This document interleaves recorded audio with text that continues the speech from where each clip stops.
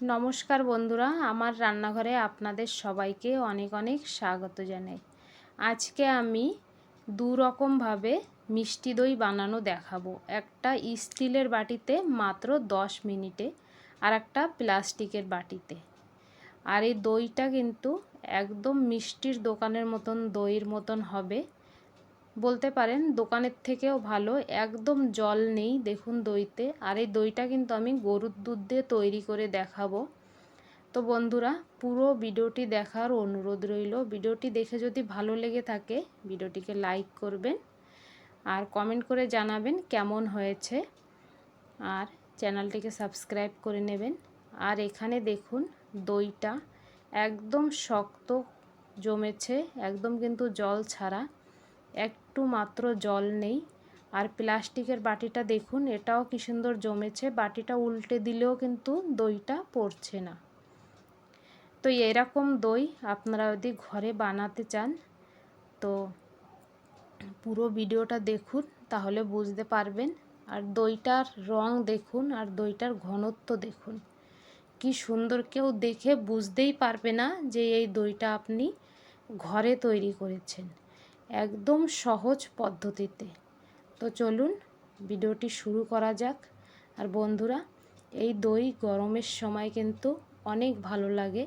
আপনারা ঘরে তৈরি করে ফ্রিজে রেখে দিতে পারেন, যে কোনো সময় বের করে খেতে পারেন। এখানে আমি 1 কিলো গরুর দুধ নিয়েছি। দুধটা কিন্তু কাঁচা দুধ, আমি এক্ষুনি দুধটা নিয়ে আসলাম। বিকেলবেলা হচ্ছে এখনে, বিকেলে আমি দুধটা নিয়ে এসে এখানে ভালো করে ছেঁকে নিলাম, কারণ গরুর দুধটা কিন্তু ছেঁকে নিতে হয় সবসময়। তারপরে একদম জল দিয়ে নিয়ে আমি দুধটা জাল করতে বসিয়ে দিয়েছি। যেমনই দুধটা উতাল আসলো, আমি গ্যাসের ফ্লেমটা বন্ধ করে দিলাম। দিয়ে এখানে আমি নিয়েছি 50 গ্রাম গুঁড়ো দুধ। তো বন্ধুরা, এই দইয়ের ঘনত্বটা কিন্তু এই গুঁড়ো দুধ দিয়েই আসবে। সবাই কিন্তু মিষ্টির দোকানে যেরকম দই পাওয়া যায়, ওরাও কিন্তু এইভাবেই তৈরি করে। তো গুঁড়ো দুধটা দেবেন, তাহলে দইটা খুব ঘন হবে।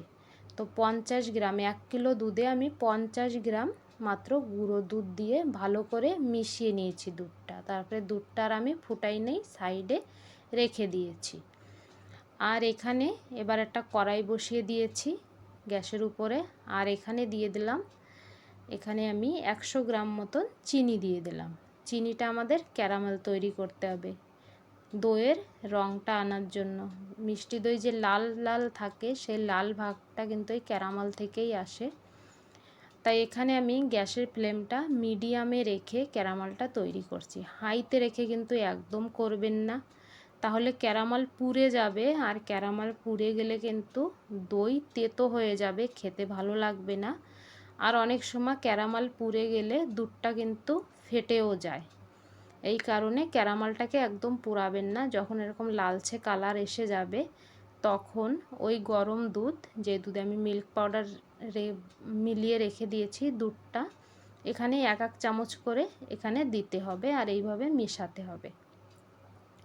তো বন্ধুরা, একবারে কিন্তু সব দুধটা আপনারা ঢেলে দেবেন না, কারণ দেখা যায় অনেক সময় দুধটা কিন্তু ফেটেও যায়। আমার সঙ্গে একবার হয়েছিল এরকম, দুধটা ফেটে গিয়েছিল। তখন আমি বুঝতে পারলাম যে ক্যারামেলটা আমার বেশি পুড়ে গিয়েছিল, এই জন্য তেতো হয়ে দুধটা ফেটে গিয়েছে।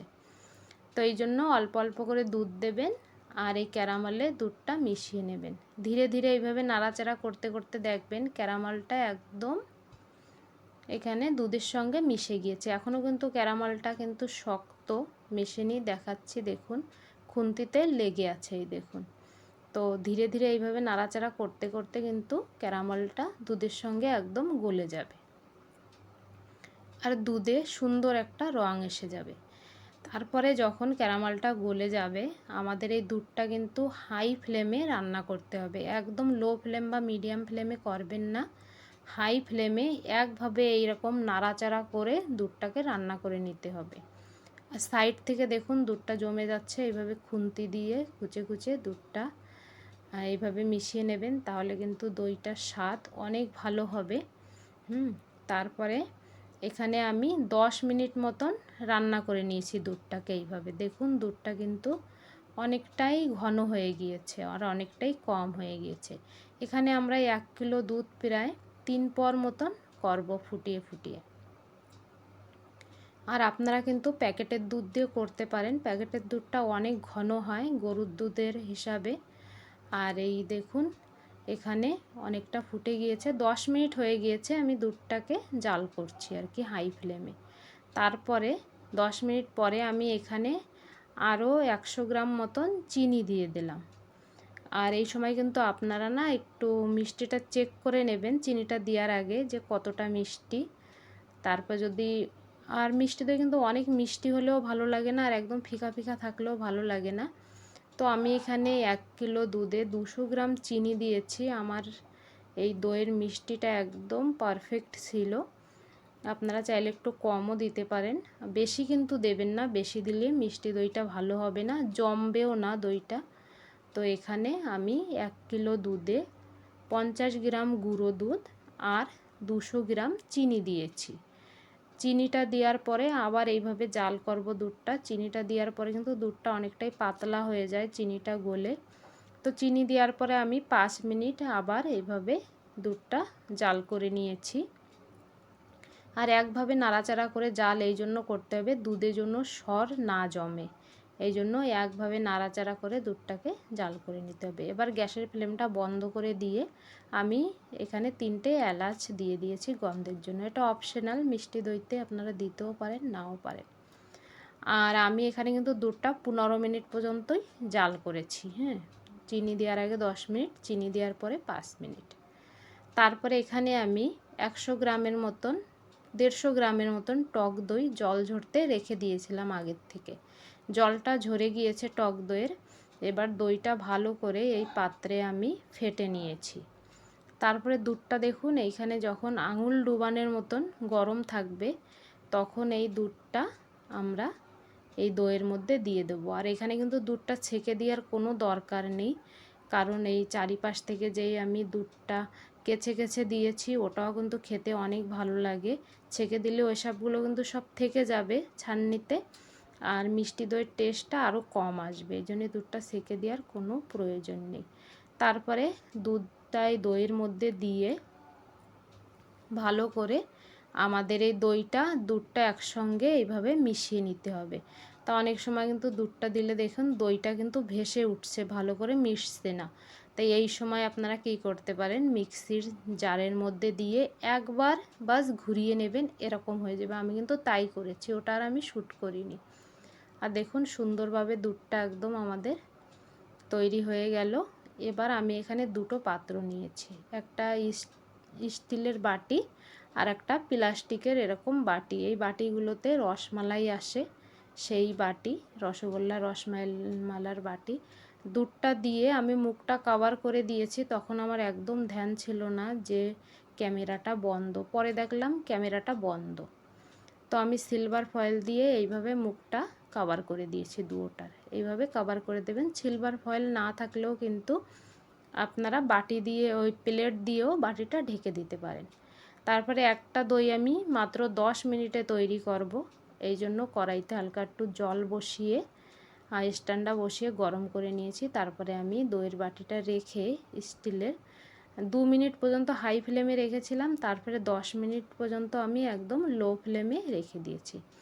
আর যে প্লাস্টিকের বাটিটা ওটা একটা বড় পাত্রের মধ্যে বসিয়ে ঢাকা দিয়ে একটা বিছানার চাদর কিংবা তোয়ালি দিয়ে ঢেকে আমি সারা রাতের জন্য রেখে দিয়েছি প্লাস্টিকের বাটিটা।